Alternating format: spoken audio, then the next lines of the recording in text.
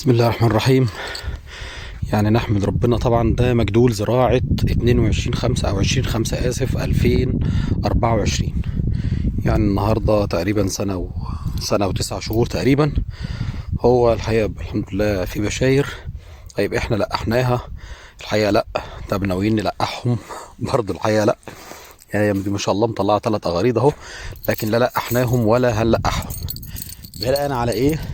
بناء على تعليمات الاستشاري في المزرعه هنا، واقتناعنا التام انه ما نستعجلش على الانتاج في سبيل ان احنا نحصل على يعني نخله صحتها كويسه.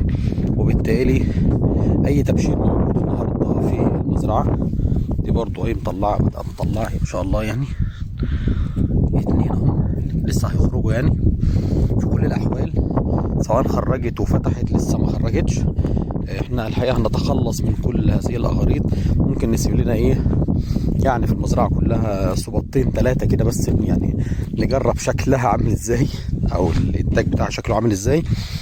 لكن غير كده الحقيقه يعني نقول مش عايز اقول ان احنا هنضحي بيها السنه دي عشان خاطر نحصل على نخل افضل. لكن الحقيقه ان احنا ان شاء الله يعني من وجهه نظرنا بنعمل الصح، انه نخله لسه صغيره ما ينفعش نشيل حمل، ما نفرحش بالحمل او بالتبشير في سن النخله وهي صغيره.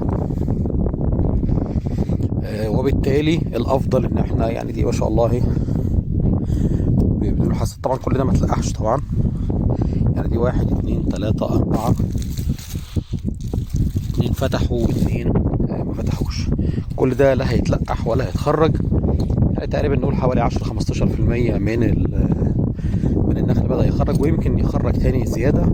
لكن القرار اللي ان شاء الله مش هنرجع عنه هو انه اي غريض زي كده في السن الصغير ده، يعني على الاقل النخلة تكون في سنتها الثالثة علشان نبدأ نقرر ونشوف اذا كنا هنسيب فيها انتاج ولا لا. يعني السنة اللي جاية ان شاء الله على خير نبدأ بقى نقول النخلة دي نخلي فيها، النخلة لا دي ما تستحملش وهكذا.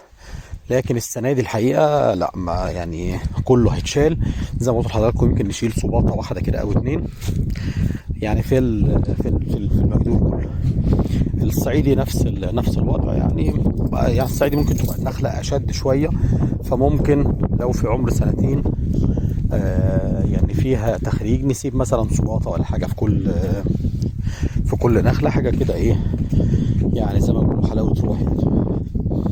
انما القرار العام انه نخل صغير سنا وصغير حجما، والحمد لله النمو الخضري بتاعه كويس وكل حاجه. لكن يعني الافضل ان شاء الله ان احنا ما يبقاش فيه انتاج السنه دي، نبدا من السنه اللي جايه ان شاء الله.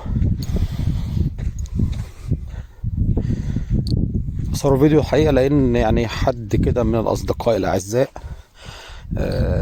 اللي الناس عندنا كان عنده هو برضو ما شاء الله زارع برضو مجدول من 2 وبشر السنة دي. ولما كلمني قلت له لا طبعا شيله، النخل ما يستحملش. دي برضو ما شاء الله.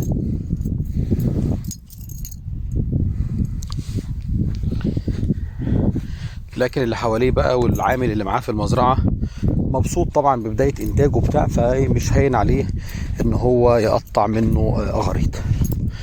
فقلت صور الفيديو عشان يبقى المعلومة للجميع، مش مجرد معلومة قلتها لصديق الشخص يعني. كالعادة ان شاء الله اي معلومة نقدر نفيد بها الناس ما نتأخرش بها عن الناس ابدا. فرجك بس على كمان واحدة كده، يعني دي حتى مخرجة من بدري وفاتحة من بدري. احنا ما دورناش على اسف ما دورناش على لقاح اصلا، وسايبينها مع نفسها كده ان شاء الله. احنا بس عشان بنركب شبكه في المزرعه جديده، نخلص الشبكه ونفضى ونبدا ان شاء الله نقطع كل الكيزان دي. نسيب حتى اللي خارج متاخر 1 أو 2 كده بس نلقحهم. شكرا جزيلا ودعواتكم بالتوفيق ان شاء الله. شكرا جزيلا. السلام عليكم.